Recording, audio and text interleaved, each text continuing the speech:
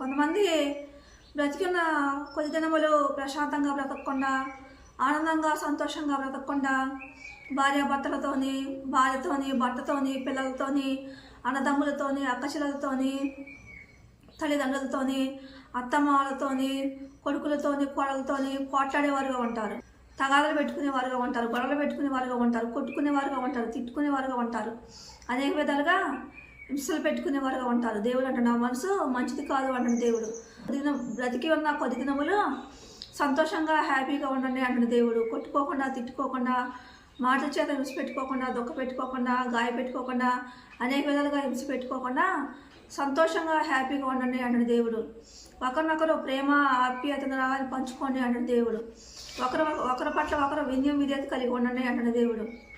ఒకరినొకరు జాలి, దయ, కనికరాన్ని, ప్రేమ ఆప్యాయతను రాగానే పంచుకోండి అంటున్న దేవుడు.